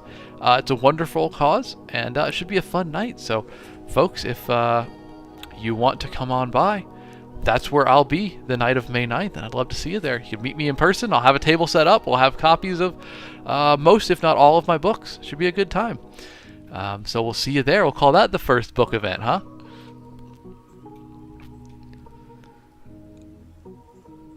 Interesting, and so most of your sales have been through book events in person. Well, it's certainly a way to sell books. I've not got a lot of experience with it, but we'll be dipping our toes into it this year. That should be fun. I'll also be at Lit RPG Con in July as a panelist, though I don't think I'll really be selling books there. Just an attendee. But if you're going to be at that, hey, we can hang out.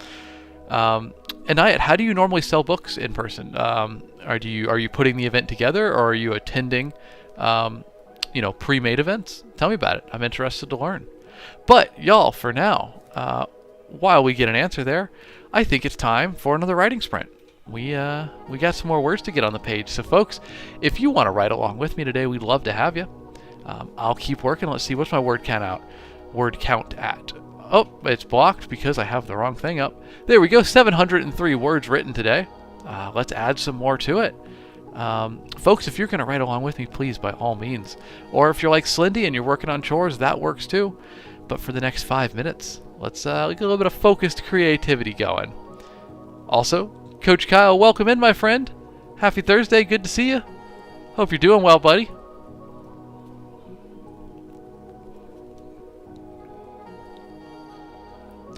Oh, and I'll finish up real quick with Anayat's answer to my question, to their question. You said, I attend pre-made events like Imaginarium and Book Harvest Convention. I make do disassociating and pretending I don't exist to get through the event. I gotcha. All right, well, that's good. I'm glad to know that in-person selling has worked for you. It's certainly more exciting that way, I feel like. You get to physically sell the book to the customer, right? I mean, you get to hand it off, you get to see them take it home. That's a lot more exciting than just checking the dashboard on Amazon and going, oh, okay, I sold a couple copies today. That's nice. Well, we'll see how it goes with this book fair event on May 9th. I will report back with my findings and see if I enjoy it as much as you do. I'm glad it works for you, though. Thank you for that insight. And now, y'all, that timer is already ticking, so let's put some words on page. How's that sound? If you're sprinting along with me, Very good luck to you. Let's get it.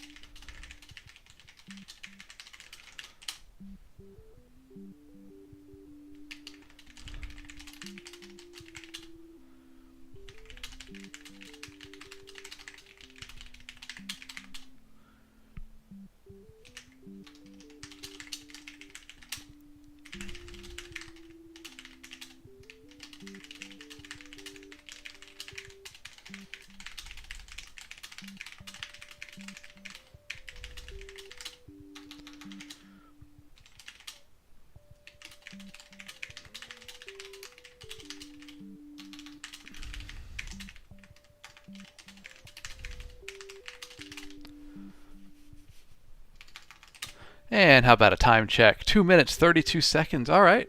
Halfway through. Y'all, we're halfway there. If you're sprinting with me, I hope it's going well.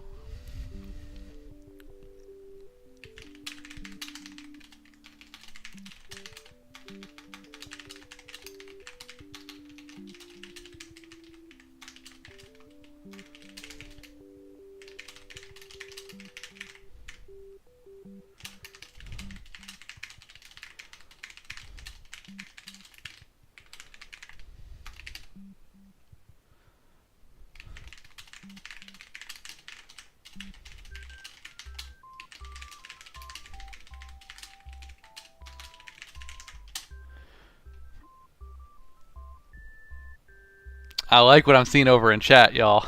That looks like a good time. I'm excited to dive on in there in about a minute and 30 seconds.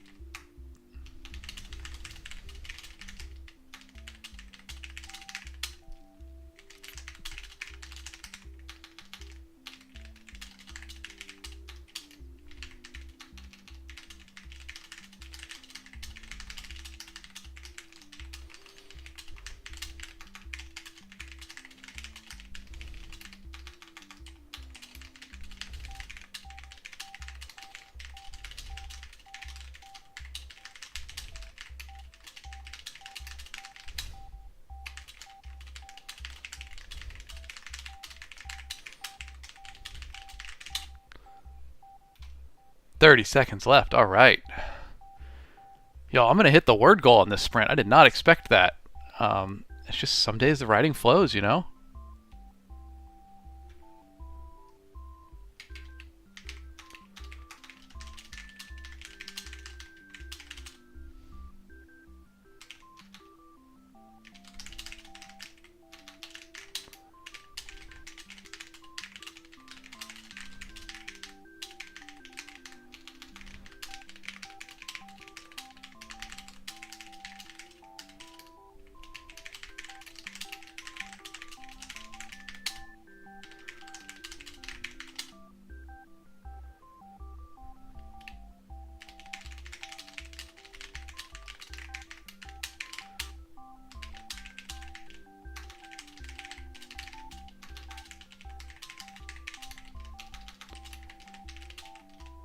All right, I'm pretty sure that timer's out. And so it is. So it is. Whew, boy. Y'all, I was not tired coming into the stream. I was really feeling good today. Um, but we just hit our word goal in perhaps the least number of sprints required ever. I think it was only 4 sprints today, maybe 5. I feel it. That was a lot of words very quickly in those sprints, and I'm glad to have them on page, but just sucked the energy out of me. It's a weird exhaustion you get from writing. But that's a word goal, folks. That is a word goal that I would like to celebrate with more energy, but boy, it just sucked it out of me. I put all my energy into the words on page. I hope they're good. Folks, if you were writing along with me, please let me know how it went. Thank you for the congrats, folks. Feels good. I really, like I said, I wish I had more energy to celebrate it, but I think I committed too much into the writing, and it's just like, I feel hollow. I'm tired. Need to recuperate a minute here. But hey, we'll take it. That's 1,000 more words for the book. We take those. Thank you for joining me on that journey. Y'all, I saw some fun chat that I wanted to follow up on. Y'all talking about Hamilton. Oh, Geo, wow. Geo with the 30 times GG. Thank you, my friend. Not necessary, but very much appreciated. Thank you. That GG is a great way to describe it. Good game. That is all I got to say about that word goal. We'll take it, though. Too generous of you, Geo. Thank you very much. Y'all, I love all the Hamilton quotes in chat. I was going to say the how do you write like you're running out of time? That is exactly how it feels watching that timer go down, trying to hit the word goal. Writing like I'm running out of time, because I literally am.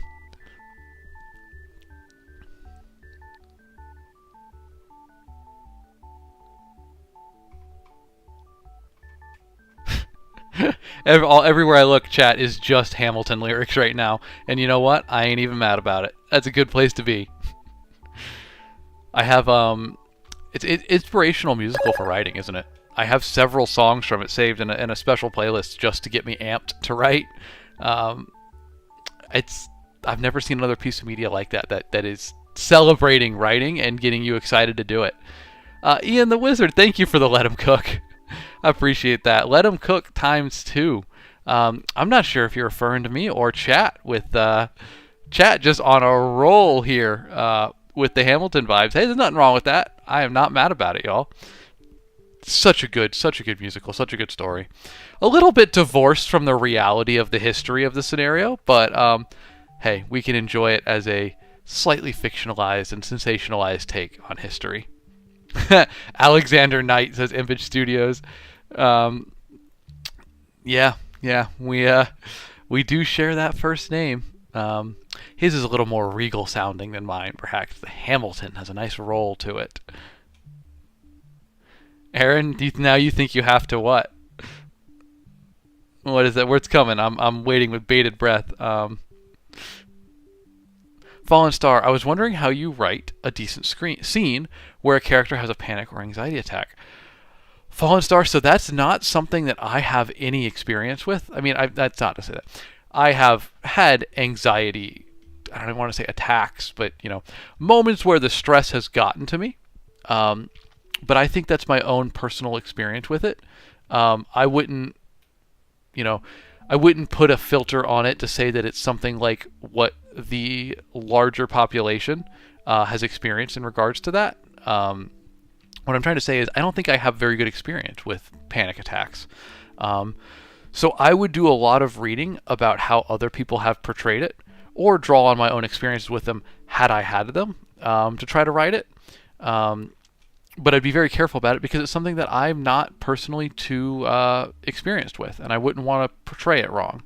So I think it's something that I would approach with a lot of respect and research to make sure I got it right. I'd probably try to find some folks who have experienced it and talk to them about their experiences, as well as, like I said, read stuff from folks who have already written about it, to kind of see where they're at with it. But yeah, good advice there from Winu of show don't tell. I think it should also come to a point as well. It should progress the narrative, but so should everything in writing. Aaron, you said I think you missed the chat before that. Rewatch Hamilton on Disney Plus. Ah, yeah, Aaron, I could join you for that. I could see that. It could be a good evening. Maybe we make that a date night coming up. Inspired by chat, y'all making us rewatch Hamilton again. That sounds like a terrible night. Why would you do this to us, chat? Ugh, how will we ever survive? Coach Kyle, you said you didn't have your first panic attack until your early 30s and it was life-altering. 1, oof. 2, I'm sorry. 3, I hope you're moving on from it well. I hope you got it under control, because those are not a kind thing from what I've heard. But something that happens to, a lot of people, right? It is I feel like that's very much a 30s scenario, isn't it, Coach? Like, I feel like once you hit your 30s, you start to, you're past the invincibility of your youth, and you have to reckon with aging beginning on even the smallest amount of the body not recovering like it used to, not going as long or as hard as it used to. It's the first time where you start reckoning with your own mortality, to not put too fine a point on it.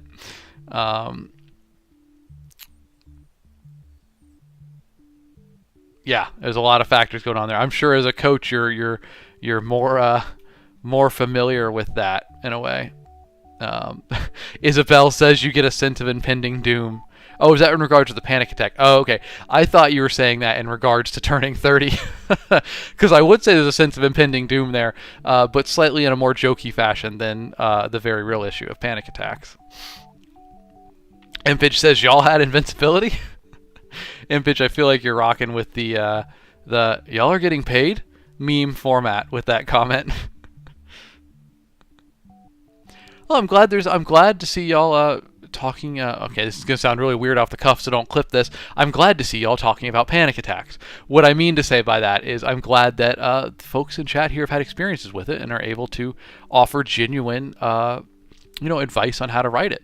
So thank you all for that. Thank you for sharing. Thank you for having that lived experience and being willing to talk about it and help us all learn.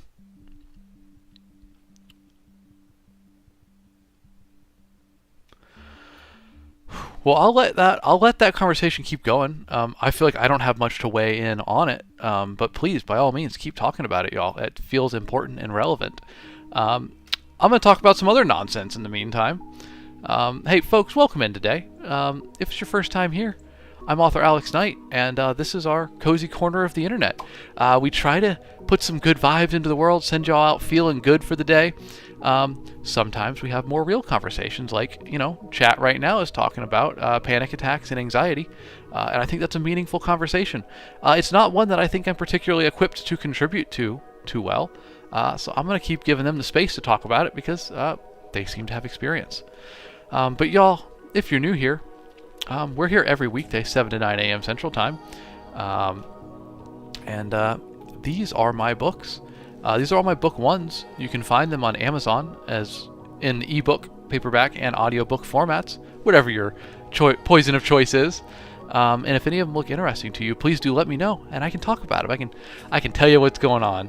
But if you'd like to learn more at your own speed, you can just go to authoralexknight.com and check it out. Additionally, folks, if you want the conversation to keep going once the stream has ended, we have a Discord channel. I just dropped it in chat. Discord server. By all means, please come join us there. It's a great community. I love the folks that are hanging out. Really good discussions talking about writing and books, sharing art, sharing the writing we're creating, and talking about it all together. We just tipped over 100 members in that server. And y'all, I think that's pretty amazing. It's been around for, a month and a half, and we tipped over 100 members. That's insane. Thank you all for being there, for keeping it active, and for hanging out. Seriously, big applause to y'all. Absolutely insane. Thank you very much for that, folks. But yeah, if you're unfamiliar with the stream, we're here every weekday, 7 to 9 a.m. Central Time. Monday to Thursday, I write my next book live on stream. And then on Fridays, we do Fantasy Map Friday. Which, let's go ahead and pull that up. I've been sitting on it here all stream because I wanted to show it to you. Hold on. Where is it? For some reason, the display capture is not working, so give me 1 second, y'all.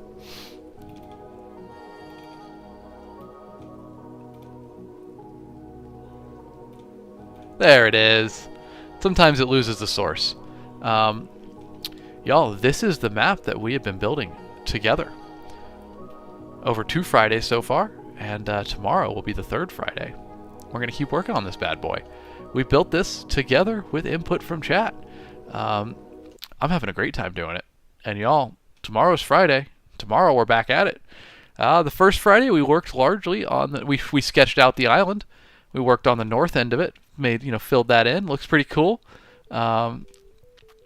Isabel, the Fantasy Map live stream will be the same time as the regular, 7 to 9 a.m. Central. It's just it'll be what we're doing tomorrow. So if you tune in tomorrow, instead of writing sprints, we'll be talking about books and all that good stuff, but also working on this fantasy map. Last Friday, we spent a lot of time down south working on this little chain of islands, as well as the dead and haunted city we've called Witherworm, and its spooky little forest it's got hanging on there. It's going to be a good time, y'all. Well, I still think we need a name for these chain of islands right here. So be thinking about that. And tomorrow we'll be taking suggestions for it. See if we can't get it named. And then I know several of y'all have been waiting to work on the purple areas on the map. All right, here, and here are all going to be cities. It's just marking, cities or townships. And this one's supposed to be agricultural themed. So we've got a lot of folks been excited to see that one develop. So maybe that's where we start work tomorrow and see what we can do on it. Should be a good time, y'all. But hey, tune in tomorrow. We're going to be doing our Fantasy Map Friday. And I don't think we'll finish this map tomorrow, but I think we're going to get pretty darn close. Then after that, I don't know, maybe we got to make another map. We got to figure out where it's going. I'm thinking we might do one from one of my books, maybe. Wriggly Little Hands could use a map, even just for a specific area of it. So maybe that'd be something fun to work on. What do y'all think? You let me know. We could make another new one from scratch, or we could do one from one of my books if we want. If you want to explore that world a bit more. Could be kind of fun as a bit of an appetizer for getting into the launch cycle for Wriggly Little Hands coming up. So y'all let me know. I'll hear your thoughts on it. Be more than happy to. And remember, tomorrow, Fantasy Map Friday, y'all. Same time as usual. We'll be here making maps. Impage, you suggest the name The Rhyme Chain for this series of islands down here. I do like that. I like that. Rhyme is a powerful word, Impage. And not R-H-Y-M-E, but R-I-M-E. Type of frost, I believe, right? I know it relates to snow in cold environments. Yes, frost formed on cold objects by the rapid freezing of water vapor in cloud or fog. I love rhyme as a word. I've used it in a spooky story I'm writing. I've got a really cool scene that the book is not ready yet, but I will be including that once the book is ready. Like, it's a scene from an older draft of the book that has been scrapped, that older draft has, but the scene itself is so good I have to save it and keep it in the new book. Anyway, tomorrow, y'all. Tomorrow we will be working on this map live on stream together. So come with your ideas, come with your name suggestions, come with your inspiration, because we're going to keep working on this map tomorrow. Today we hit our word goal on stream. Gotta love that. Hoarfrost as well, Ian. Yes, Hoarfrost, another good descriptor. Rhyme and Hoarfrost. I love those fun descriptors. Fallen Star, yes. You can share your chapter 1. Do it in the Discord and the writing share channel. And if you could, please make a fresh thread for it. And anybody in the Discord community who wants to take a look at it certainly can and give you feedback. That's why that channel's there, and I've seen a lot of good feedback in there. So a big shout out to everybody doing that. Joel Turkhurst. I gotta learn how to say your last name. Turkhurst, is it? Or Turkhurst? It's gotta be like Turkhurst, right? Let me know so I can say it right. But Joel, narrator, welcome in, my friend. Good to see you. Thank you for being here. And I'm glad you like the look of the map. We'll be making it look even better tomorrow. It's gonna be a fun time. Coach, you said I wish I had more time on stream this week, but still excited for tomorrow. Well, thank you, Coach. Hey, I'm happy to have you. As long as you can be here, all good. We'll miss you when you're not here, but every moment you are, we appreciate it. So thank you. Thank you for showing up. Thank you for being here since, I'm pretty sure it's day one, right, Coach? Literally day one of the stream. Joel, you said Turkhurst. Okay, rock on. I'll remember that. Well, thank you for being here, Joel. What have you been narrating recently? I always love chatting with narrators. Y'all make our books sound good, and we appreciate that immensely. Coach Kyle, thank you for the goat, and Harpy for the popular vote. Y'all, Harpy, I'm sorry I missed that. Goat, Coach, I saw your goat awards, so thank you very much. Harpy, a belated thank you for popular vote. Y'all are too kind with your gifts. You never have to give them, but I always appreciate it when you do. Thank you very much. Coach, yes, literal day one, you confirm. My man, the longest member here since the first day. How momentous that is to think about, huh? All the way back then. Whew. Folks, thank you for being here with me today. I think we're a little bit early, but we hit our word goal, and I got a busy day, so I should probably get on to that.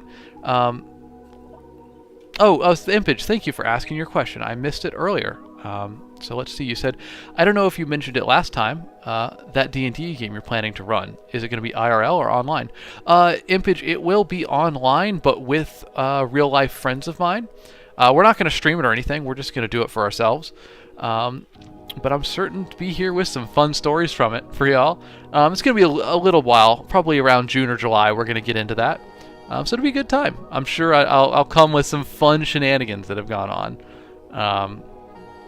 Joel, you answered my question. You said you just narrated The Haunting of Chateau de Mornay. Chateau, okay. Chateau de Mornay. Interesting. I'm terrible at French, but it's a good title. Sounds nice and spooky. I'll give it a look. I'm going to check it out. Coach Kyle, you said it's wonderful. The growth of this unintended community is beautiful. Isn't it, Coach? Isn't it just? Y'all, I fully expected to be sitting here with one person in chat, maybe. And I'm okay with that, you know? That's what I'm just here to write on stream, put out some good vibes, have a good time, but y'all come and tune in every day, and that's insane. Seriously, I appreciate y'all. Thank you for being here. Isabel, thank you for tuning in on YouTube. Appreciate having you. Hope you have a good rest of your day. I hope you got some good editing done, and I'm glad there was some productive conversations about writing advice today. I try to answer your questions when I can, but, you know, today it was a question I wasn't particularly equipped to answer, and y'all handled it in chat, speaking from your own experiences. That's a pretty freaking cool thing. So thank you for doing that, y'all. I appreciate it. Everybody, as always, a special thank you to Kevin MacLeod of Incompetech.com for the use of his songs Farm, Manor, Cottages, and Northern Glade, which provided our background music today. As well, an extra special thank you to community member Raffi the Engineer, another day one viewer, I believe, who provided our newest background song, Midnight at the Round Table. Raffi, thank you for that. Made that song just for stream. That's incredible. Lastly, folks, if you've enjoyed our stream today, please give me a follow so we can hang out on the next one. And as you know, tomorrow, 7 to 9 a.m. Central Time, or a bit longer if we're having fun, we'll be doing Fantasy Map Friday. I cannot wait to see y'all for that one.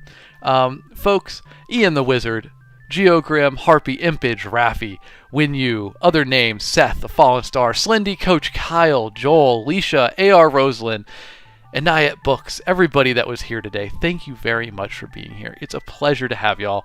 I am astounded every day that I am not sitting here by myself, so thank you very much. I'm so glad you find value and keep coming back to stream. So y'all, have a wonderful Thursday. I can't wait to see you on Friday, and thank you very much for being here. I'm glad you enjoyed the stream. We hit our word goal. Let's go have an excellent day now, and y'all, tomorrow's the big one. Fantasy Map Friday. Let's have fun. Y'all have a good one. Isabel, everybody on YouTube, Renegade, thank you very much for being here as well. Y'all, rock on.